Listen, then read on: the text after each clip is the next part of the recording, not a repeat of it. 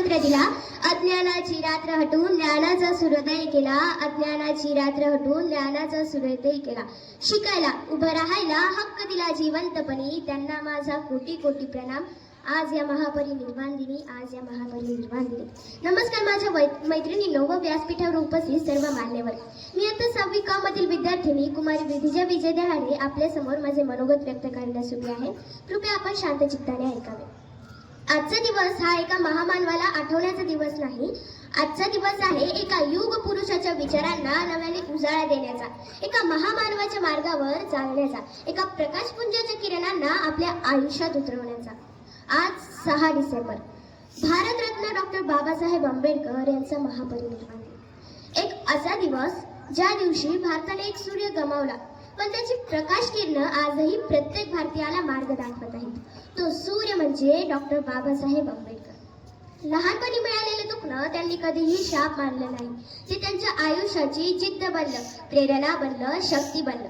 जगाने त्यांना तोडलं, पण त्यांनी कधीही स्वतःचं अंतरंग मोडू दिलं नाही. इतिहासातील प्रत्येक क्रांतीचा जन्म एका वेदनेतून होतो आणि त्याच वेदनेतून उभा राहिला भीम. शाळेपासून ते महाविद्यालयापर्यंतची त्यांची यात्रा ही केवळ शिक्षणाची नव्हती, ती होती स्वतःला घडवण्याची आणि समाजाला नव्याने आकार देण्याची. त्यांच्याकडे पुस्तकं खरेदी करायला पैसे नव्हते, पण ज्ञानाची भूक मात्र अमर्याद होती.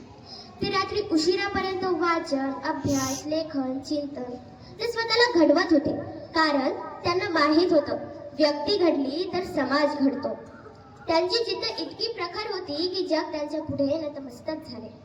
ज्याला गावात पाणी मिळालं नाही, ज्याला गावात पाणी मिळालं नाही तो जगाच्या सर्वोत्तम विद्यापीठातून PhD मिळवतो. कोलंबिया विद्यापीठात त्यांचं तेज असं होतं की प्राध्यापक म्हणत, हा मुलगा फक्त विद्यार्थी नाही, हा विचारांची क्रांती आहे. आणि त्या क्रांतीनेच पुढे भारताचं भवितव्य बदललं. शिकला, झुंजला, जगाशी लढला, शिकला, झुंजला, जगाशी लढला, अंधार फोडून तो प्रकाश झाला. भेदभावाची भिंत ज्याने कोसळवली तो भीमराव मानवतेचा इतिहास झाला, तो भीमराव मानवतेचा इतिहास झाला. हानिकारक परिस्थितीतही ज्ञानाची ज्योत जिवंत ठेवणं हे त्यांच्या आयुष्यातलं सर्वात मोठं शस्त्र होतं. संघर्षाच्या मार्गावर जितका संघर्ष त्यांनी जगाशी केला, तितका संघर्ष त्यांनी मनातील वेदनांशी केला. तरीही ते म्हणत, जिंदगी में आगे बढ़ना हो तो तकलीफों को ताकत बनाओ. वेदना तुम्हाला घडवतात, मोडत नाहीत. आणि मग एक दिवस असा आला ज्या दिवशी एका अपमानित मुलाच्या हातात राष्ट्राचं सर्वात मोठं कार्य सोपवलं गेलं, भारतीय संविधान निर्मितीचं कार्य. ही फक्त एक जबाबदारी नव्हती, हा एक संघर्षाचा विजय होता.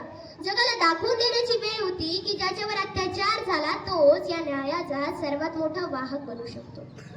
जगातील कोणत्याही देशाचं संविधान इतकं शक्तिशाली, न्यायप्रिय आणि मानवी मूल्यांनी परिपूर्ण नव्हतं जसे डॉक्टर बाबासाहेब आंबेडकर यांनी बनवलं.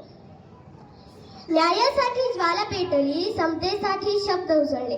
न्यायासाठी ज्वाला पेटली, समतेसाठी शब्द उजळले आणि त्या शब्दातून भारत नावाचं नवीन भविष्य जन्माला आलं, नवीन भविष्य जन्माला आलं. संविधानापूर्वीचा भारत आणि संविधानानंतरचा भारत यामध्ये जमीन आसमानचा फरक आहे. जिथे मानवतेला जागाच नव्हती तिथे त्यांनी समतेचं सिंहासन दिलं. समाजातल्या दुर्बलांना आवाज दिला, महिलांना हक्क दिले, कामगारांना अधिकार दिले, शिक्षण हे सर्वांसाठी खुले केले. ओळ ओळ जणू दीप पेटला समानतेचा, ओळ ओळ जणू दीप पेटला समानतेचा, शब्द शब्द जणू कवच झाला ज्ञानाचा.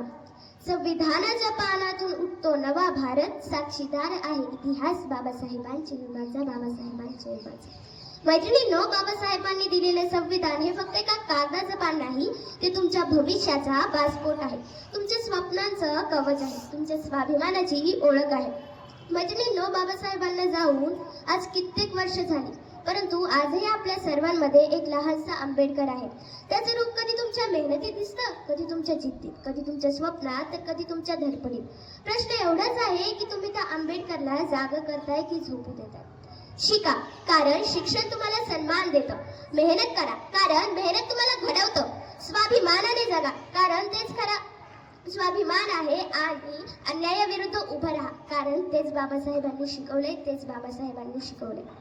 नाही गेले ते जिवंत आहेत, श्वासात, संविधानात, प्रत्येक क्रांतीच्या आवाजात. जोवर अन्यायावर उठतो भारताचा मान, तोवर बाबासाहेबांचं संविधान राहील अखंड महान, राहील अखंड महान. 6 डिसेंबर 1956 भारत शांत झाला.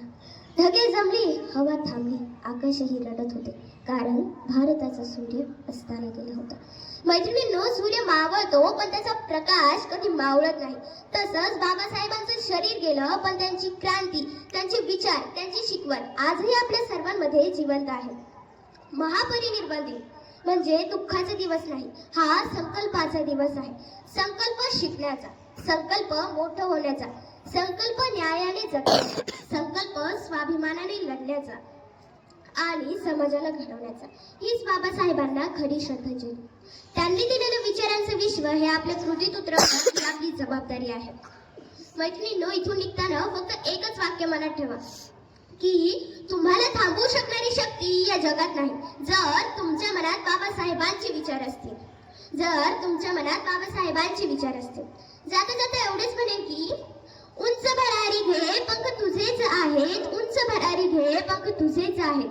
मोठी स्वप्न पहा ते जे तुझ्यात आहे, मोठी स्वप्न पहा ते जे तुझ्यात आहे. बाबासाहेबांनी दाखवलेल्या मार्गावर चाल, कारण तू भविष्याचा एक शक्तिशाली भारत आहे, शक्तिशाली भारत आहे. जय भीम. धन्यवाद.